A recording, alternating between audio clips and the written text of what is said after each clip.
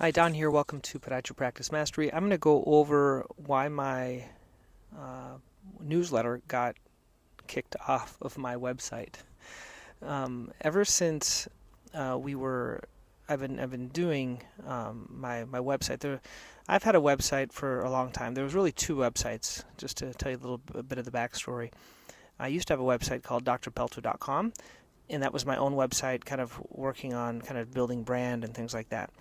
We switched then from our previous website, which was PatientPop, just because it got to be too expensive. It was a good website. I think they did a good job on SEO, and it was easy to deal with. But it was kind of a templated website. A lot of people have PatientPop websites. I think they're a little expensive for what they give you. So we negotiated. They went down on the price, but eventually we decided to switch it to this other site. And it's just the one that we use. It's called Kajabi. It's pretty reasonable per month. What I like about it is it's a website that's for direct response, meaning it's a website that you can put in lead magnets and things like that people can download. There's email, like an email autoresponder, and it has a really big list for the amount that you pay. Like the list that I can have for emails, I think it's somewhere up to like 50,000 people.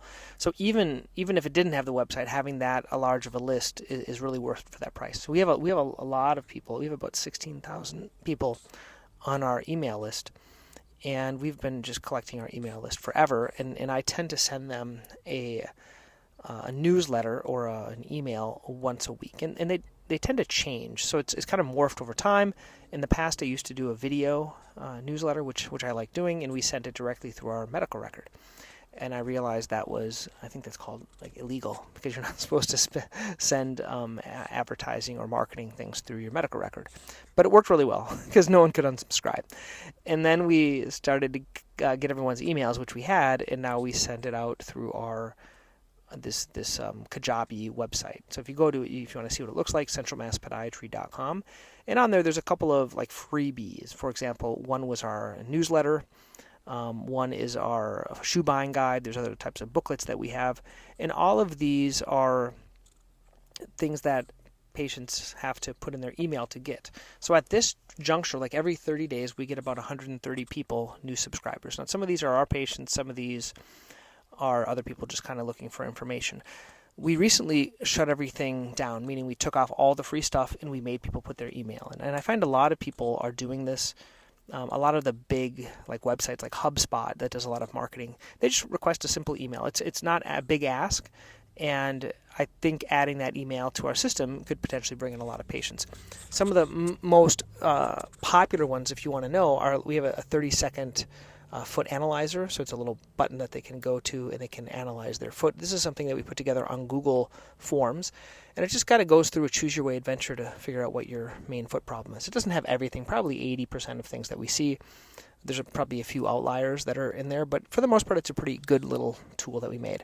The shoe buying guide, everyone seems to like. I want to give credit to where I stole it from. I stole it from Larry Huppen. He has a great website, footandankle.com, and that was his idea. And he also has a really good idea on his. If you sign up for his little shoe buying guide, you're going to get an email a week, like forever. Like the thing just constantly repeats, and it's like evergreen, and it never runs out, and it kind of keeps people flowing into his office. I like that method. I like that idea of having like 52 emails and just kind of repeating it, and not everyone's going to see it. They might be at a different place later on. If they ever need something. So I like his method of doing it. The way we do it is we do a newsletter once a week. I make it in Notion, and then I have a virtual assistant post it. Now, it's changed a little bit. I was doing one every week. Now I'm doing one every other week because she's wanting to do some SEO-focused blog articles or newsletters. So doing a newsletter and then linking people to the blog. And she said to me, "Hey, Don, I don't think you should be putting your newsletter." And I just like it. I put everything out there. I think it was funny. I thought it was creative. But she said, if you're really trying to work on SEO and getting patients to come into your office, you need to have SEO strong content. And your newsletter might not be that type of content. And then I had to say, well, I'm not an SEO expert, so I might as well listen to her. So I can still do my newsletter to my group. And so what I do is every 3 months or so, I take all of the new patients that came in for those last 3 months, and then I add them to that list. So I'm automatically adding them to the list because we've gotten permission.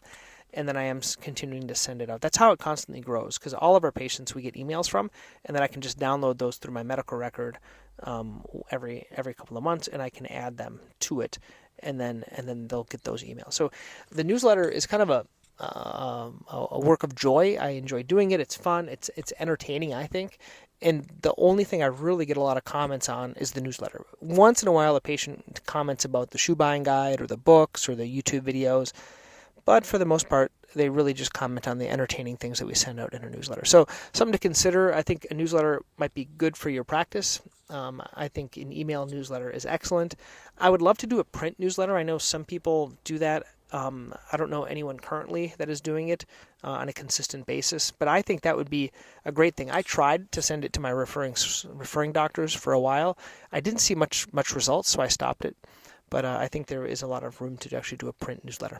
I was even thinking nowadays with ChatGPT and things like that, there is a nice one that the APMA does. They do I think it's a quarterly newsletter, and I'm almost like repurposing the content in there into kind of making it my own and then sending that out. I thought that would be kind of a neat idea, because you could take the APMA one and put it on your site or print it out and send it to the doctors and just put your name on it. So that was kind of an idea, if you want to know one of my ideas. But another, just as we're finishing up here, if you want ways or topics or ideas for newsletters, the way I do it is I tend to put it in ChatGPT for ideas. So, for example, I have 12 topics. I put these in my right on my notes on my phone. So each month there's a different topic. And then let's say it's bunions, and I say, well, give me, a lot of different titles for different articles on bunions. And it'll give me kind of articles. And sometimes I'll write my own article, other times I'll record a video. So I tend to have a focus each month for the newsletter on a certain topic. So I rotate all the most important topics or the most valuable topics. That's kind of how I do it. So once again, I hope you guys find this beneficial. You can certainly go to our office website, centralmasspodiatry.com, and you can kind of see how those newsletters work.